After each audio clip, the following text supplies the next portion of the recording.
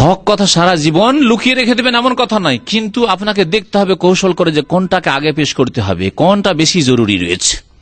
যেমন আপনি একজন চিকিৎসক বা চিকিৎসক নন, আপনি বাড়ির অভিভাবক, আপনার ছেলে অসুস্থ হয়েছে, কয়েকটা অসুখ, তাহলে কোন অসুখের আগে চিকিৎসা করবেন আপনাকে চিন্তা করতে হবে। কোন ডাক্তারের কাছে আগে যাই? চর্ম রোগও আছে আর ভিতরে ক্যান্সারও আছে, হ্যাঁ, আর সর্দি কাশি আছে, হ্যাঁ, নাক দিয়ে সর্দি বইছে, তাহলে ওই নাকের ডাক্তারের কাছে যাবেন না ক্যান্সারের বিশেষজ্ঞর কাছে যাবেন? চিন্তা করতে হবে নাকি? তাহলে ওই রকমই আপনাকে চিন্তা করতে হবে দেশে গিয়ে যে আমি মানুষের ভুল ত্রুটি সংশোধন করবো, কোনখান থেকে শুরু করব আপনাকে চিন্তা করতে হবে। আর এগুলি শেখার জন্য ইসলামিক সেন্টারে আসতে হবে যে কোনখান থেকে আপনি শুরু করবেন। নামাজের শেষ দিকে আসি, আত্তাহিয়াত তাশাহুদ পড়া হচ্ছে রুকুন, শেষ তাশাহুদ। দুরুদ পড়া হচ্ছে রুকুন। প্রচলিত মজহাবে আত্তাহিয়াত পড়াও ফরজ নয় আর দুরুদ পড়াও ফরজ নয়, বরং দুরুদ তাদের কাছে সুন্নত। সুতরাং বিনা দুরুদে আল্লাহ দুরুদে ইব্রাহিমী ছাড়াই নামাজ হইতে পারে তাদের। অথচ নবী করিম সাল্লাল্লাহু আলাইহি ওয়াসাল্লাম সারা জীবন কোনদিন এইরকম করে নামাজ পড়েন, নিজে আত্তাহিয়াত পড়লেন না। তাদের কাছে তাশাহুদ পরিমাণ বসে যাওয়া যথেষ্ট। ভুল ফতোয়া, সহিহ হাদিস বিরোধী ফতোয়া রয়েছে নামাজের ক্ষেত্রে। যাই হোক, এগুলির উপর হয়তো আমল নেই। আরেকটি বিষয় আরো এগিয়ে যায়, যার উপর মোটেই আমল নেই অথচ সহিহ হাদিস, তা হচ্ছে আত্তাহিয়াত পড়লেন, তারপরে দরুদে ইব্রাহিমী পড়লেন, ইন্নাকা হামিদুম মাজিদ পড়লেন, তারপরে আমাদের দেশের মযহাবধারী ভাইরা মাত্র একটি দোয়া মুখস্থ রাখেন, তাই না?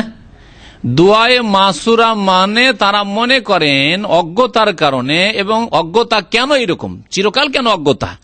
এই জন্য যে যারা শিক্ষা দিয়েছে তাদের অজ্ঞতা বা তাদের অনীহা, হয় অজ্ঞতা আর না হলে তাদের অনীহা। কেন শিখান না তারা? একটি দোয়া মাত্র শিখিয়ে দিয়েছে।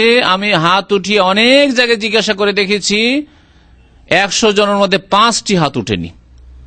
ওই যে 4-5টি শিখেছে তাও এখানে সৌদি আরবে এসে ইসলামী সেন্টারে শিখেছে। বাকি যে দোয়াগুলি রয়েছে, একটি দোয়া মাত্র মুখস্থ আছে, তা হচ্ছে আল্লাহুম্মা ইন্নী যালামতু নাফসি যুলমান কাসীরা ওয়া লা ইয়াগফিরুয যুনুবা ইল্লা আনতা ফাগফিরলি মাগফিরাতাম মিন ইনদিকা ওয়ারহামনি ইন্নাকা আনতাল গফুরুর রহিম। এই দোয়া মুখস্থ আছে, তাই না? এই দোয়া মুখস্থ আছে, কারণ এই দোয়া কিতাবে আছে আর মক্তবে পড়েছেন, হুজুরাও শিখিয়েছে। ব্যাস, দোয়ায়ে মাসুরা মানে একটি দোয়া।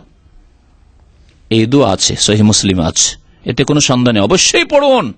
কিন্তু নবী করিম সাল্লাল্লাহু আলাইহি ওয়াসাল্লাম এর চাইতে বেশি তাকিদ করেছেন, নিজেও পড়েছেন এবং আদেশ করেছেন আমাদেরকে যে তোমরা 4টি জিনিস থেকে আল্লাহর কাছে আশ্রয় কামনা করো, আল্লাহর কাছে পানা চাও, আল্লাহর শরণ নাও। সেই দোয়া যদি জিজ্ঞাসা করি, আপনাদেরকে হাত তুলতে বলি, তো মনে হয় অল্প কয়েকটা হাতই উঠবে।